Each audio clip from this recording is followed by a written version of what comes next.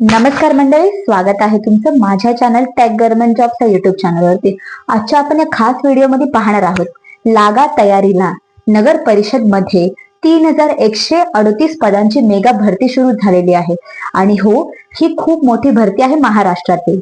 जर तुम्ही नगर परिषदेमध्ये भरतीसाठी उत्सुक असाल तर ही भरती तुमच्यासाठी खूप जास्त महत्वाची आहे। आपण आजच्या व्हिडिओमध्ये पाहणार आहोत सविस्तर माहिती, भरतीसाठी आवेदन कसं करायचं आहे, त्याच्यासाठी पात्रता ही काय लागणार आहे, डॉक्युमेंट्स कोणकोणते लागणार आहेत, सविस्तर माहिती आपण या व्हिडिओमध्ये जाणून घेणार आहोत। नगर परिषद भरती 2026 बद्दल सविस्तर माहिती आपण आजच्या व्हिडिओमध्ये पाहणार आहोत। तर ही व्हिडिओ शेवटपर्यंत नक्की पहा, व्हिडिओ खूप जास्त महत्वपूर्ण होणार आहे। तर चला आपण या खास व्हिडिओला सुरू करूया। मंडळी, नगर परिषद भरती 2026 नगर परिषदेमध्ये खूप मोठी भरती आहे। महाराष्ट्रातील 6 भावकांसाठी गट क आणि गट ड पदांसाठी ही नवीन अपडेट आलेली आहे। याच्यामध्ये 3138 पदांसाठी मेगा भरती आहे। तर आपण आजच्या व्हिडिओमध्ये पाहणार आहोत या भरतीबद्दल सविस्तर माहिती, तर तुम्ही व्हिडिओ शेवटपर्यंत नक्की पहा। मित्रांनो, सद्यस्थितीनुसार राज्यातील नगर परिषद व नगर पंचायतीच्या आस्थापनावरील गट क व गट ड च्या 3138 जागा रिक्त झाल्या आहेत। या रिक्त जागांवरील उमेदवारांची भरती प्रक्रिया लवकरच शासन राबविणार आहे। लवकरच भरती प्रक्रियेला सुरू होणार असल्याने शासनाने संकेत दिले आहे। राज्यातील नगर परिषद व नगर पंचायत आस्थापनेवरील राज्यात गट क व गट ड ची पदे अनेक महिन्यांपासून रिक्त आहेत। त्यामुळे कामकाजात आहेत त्या कर्मचाऱ्यांवर बोजा वाढला आहे। रिक्त जागांच्या भरतीसाठी संबंधित नगर परिषद व नगर पंचायत कडून शासनाकडे मागणी करण्यात आली आहे। त्याला शासनाने मंजुरी देखील देण्यात आलेली आहे। लवकरच 2026 मध्ये रिक्त असलेल्या 3138 जागा भरण्यासाठी प्रत्यक्ष प्रक्रियेला सुरू होणार आहे। या रिक्त जागांमध्ये कोकण, पुणे, गडचिरोली, संभाजीनगर, नाशिक, अमरावती व नागपूर विभागांचा समावेश आहे।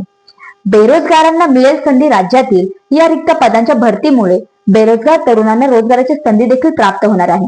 त्यामुळे काही अशा का होईना त्या शहरातील बेरोजगार हातांना काम मिळणार आहे। ही भरती खूप मोठी दिलासादायक ठरणार आहे। तसेच संबंधित विभागासाठी रिक्त जागा भरल्यामुळे अनेक कर्मचाऱ्यांवर असलेला अतिरिक्त कार्यभार कमी होणार आहे।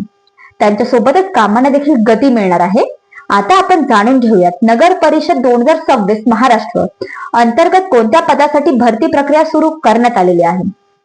मित्रांनो, खाली दिलेली आहेत पुढील भरती प्रक्रिया सुरू होणार आहे आणि त्याची शैक्षणिक पात्रता, अन्य महत्वाची माहिती आम्ही तुम्हाला इथे देणार आहोत।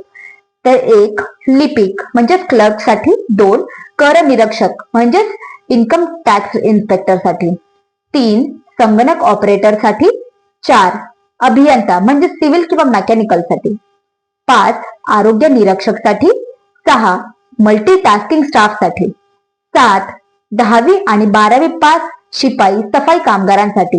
होय, अगदी बरोबर ऐकलंय तुम्ही। जर तुम्ही 10वी आणि 12वी पास असाल तर त्यांच्यासाठी पण ही खूप मोठी भरती आहे।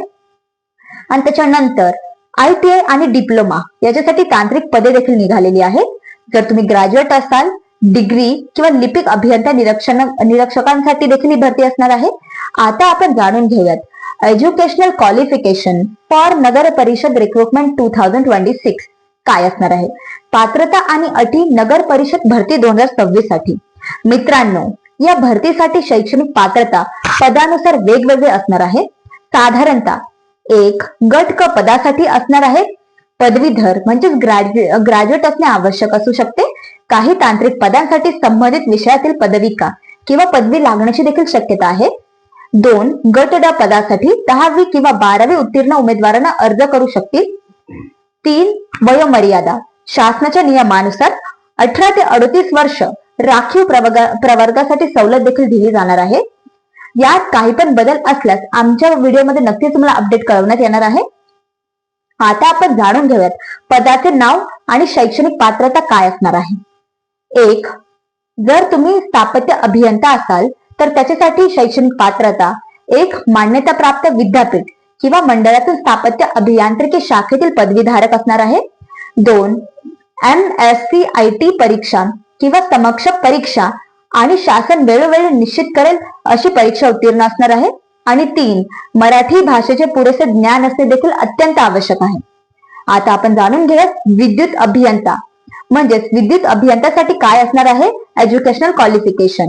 एक, मान्यता प्राप्त विद्यापीठ किंवा मंडळातून विद्युत अभियांत्रिकी शाखेतील पदवीधारक असणे आवश्यक आहे. त्याच्यानंतर 2, MSCIT परीक्षा किंवा समकक्ष परीक्षा आणि शासन वेळोवेळी निश्चित करेल अशी परीक्षा उत्तीर्ण असणे आवश्यक आहे. आणि 3, मराठी भाषेचे पुरेसे ज्ञान असणे अत्यंत आवश्यक आहे. आता आपण जाणून घेऊयात संगणक अभियंता काय असणार आहे. 1, मान्यता प्राप्त विद्यापीठ किंवा मंडळातून संगणक अभियांत्रिकी शाखेतील पदवीधारक असणे आवश्यक आहे.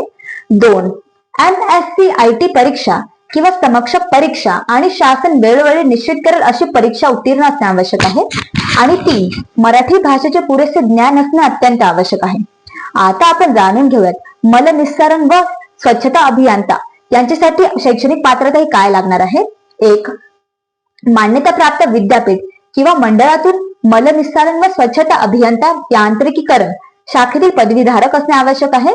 2, MSCIT किंवा परीक्षा किंवा समकक्ष परीक्षा आणि शासन वेळोवेळी निश्चित करेल अशी परीक्षा असणे आवश्यक आहे. आणि 3, मराठी भाषेचे ज्ञान असणे आवश्यक आहे. तर मित्रांनो, या सर्वांमध्ये मराठी भाषा कॉमन आहे, त्याच्यामुळे तुम्हाला त्या भाषेचे ज्ञान असणे अत्यंत आवश्यक आहे. आता आपण जाणून घेऊयात लेखपाल आणि लेखा परीक्षक साठी शैक्षणिक पात्रता ही काय असणार आहे. 1, मान्यता प्राप्त विद्यापीठ किंवा मंडळातून वाणिज्य स्नातन क शाखेतील पदवीधारक असणे आवश्यक आहे. 2, MSCIT परीक्षा किंवा समकक्ष परीक्षा आणि शासन वेळोवेळी निश्चित करेल अशी परीक्षा उत्तीर्ण असणे आवश्यक आहे. आणि 3, मराठी भाषेचे पुरेसे ज्ञान असणे अत्यंत आवश्यक आहे. आता आपण जाणून घेऊयात कर निर्धारण व प्रशासकीय अधिकारी याच्यासाठी काय असणार आहे शैक्षणिक पात्रता. 1, मान्यता प्राप्त पदवीधारक. 2, MSCIT परीक्षा किंवा समकक्ष परीक्षा आणि शासन वेळोवेळी निश्चित करेल अशी परीक्षा उत्तीर्ण असणे आवश्यक आहे. आता आपण जाणून घेऊयात अग्निशमन अधिकारीसाठी शैक्षणिक पात्रता काय असणार आहे. 1, मान्यता प्राप्त विद्यापीठ किंवा मंडळातून कोणत्याही शाखेची पदवीधारक असणे आवश्यक आहे. ग्रॅज्युएट असाल तर नक्की त्या भरतीसाठी अप्लाय करू शकता. 2, अग्निशमन केंद्र अधिकारी आणि प्रशिक्षक पाठ्यक्रम केंद्रीय अग्निशमन सेवा महाविद्यालय नागपूर मधून उत्तीर्ण असणे अत्यंत आवश्यक आहे. 3, MSCIT परीक्षा किंवा समकक्ष परीक्षा आणि शासन वेळोवेळी निश्चित करेल अशी परीक्षा उत्तीर्ण असणे आवश्यक आहे. आणि 4, मराठी भाषेचे पुरेसे ज्ञान असणे आवश्यक आहे. आता आपण जाणून घेऊयात स्वच्छता निरीक्षक साठी शैक्षणिक पात्रता काय असणार आहे. 1, मान्यता प्राप्त विद्यापीठाकडील कोणत्याही शाखेचे पदवीधारक असणे आवश्यक आहे. 2, मान्यता प्राप्त संस्थेकडील स्वच्छता निरीक्षक पदविका अभ्यासक्रम उत्तीर्ण असणे आवश्यक आहे. आणि 3, मराठी भाषेचे ज्ञान असणे अत्यंत आवश्यक आहे. तर मित्रांनो, ही होती शैक्षणिक पात्रता. तसेच या नवीन नगर परिषद भरतीसाठी सेवानिहाय परीक्षा ऑनलाईन पद्धतीने म्हणजेच कम्प्युटर बेस्ड टेस्ट विहित करण्यात येणारे परीक्षा केंद्रावर घेण्यात येणार आहे. परीक्षेसाठी प्राप्त झालेल्या अर्जाची संख्या विचारात घेऊन आवश्यक असल्यास सदर परीक्षा ही एकापेक्षा अधिक दिवशी व एकापेक्षा अधिक सत्रात घेण्यात येणार आहे. अशा प्रत्येक सत्रातील परीक्षेसाठी विहित केलेल्या अभ्यासक्रमावर आधारित वेगवेगळी प्रश्नपत्रिका असणार आहे. संबंधित उमेदवारास त्याच्या प्रत्यक्ष परीक्षा दिनांक, वेळ व परीक्षा केंद्राचा तपशील परीक्षा प्रवेश पत्रामध्ये उपलब्ध करण्यात येणार आहे. आता हे बघा, हे आहे परीक्षेचे स्वरूप नगर परिषद भरती 2026 साठी. असं असणार आहे तुमचं परीक्षेचे स्वरूप. परीक्षेचे स्वरूप नगर परिषद भरती 2026 साठी कसं असणार आहे ते तुमच्या समोर तुम्हाला दाखवण्यात आलेलं आहे. आता आपण जाणून घेऊयात या भरतीसाठी आवश्यक कागदपत्रे म्हणजेच डॉक्युमेंटची यादी काय काय लागणार आहे. नगर परिषद भरती list of documents in Marathi. मित्रांनो, अर्ज करताना दस्तऐवज पडताळणीच्या वेळी खालील कागदपत्रे लागण्याची शक्यता आहे. या पदवीमध्ये DV म्हणजेच डॉक्युमेंट व्हेरिफिकेशन असे म्हणतात. त्याच्यानंतर आपण जाणून घेऊयात कोणकोणते डॉक्युमेंट्स लागणार आहे. 1, 10वी किंवा 12वीचे गुणपत्रक. 2, पदवी डिप्लोमा प्रमाणपत्र. 3, आधार कार्ड. 4, जात प्रमाणपत्र. 5, नॉन क्रिमिनल लेअर प्रमाणपत्र. 6, रहिवासी प्रमाणपत्र. 7, पासपोर्ट साईजचा फोटो. आणि 6 सिग्नेचर असणे आवश्यक आहे तुमची. तर या भरतीसाठी वरील यादीतील सर्व कागदपत्रे स्कॅन करून आधीच तयार ठेवा. त्यामुळे अर्ज करताना तुमचा वेळ हा कदाचित वाया जाऊ शकत नाही. तर मित्रांनो, आपण या व्हिडिओमध्ये पाहिली आहे सविस्तर माहिती नगर परिषद भरतीसाठी.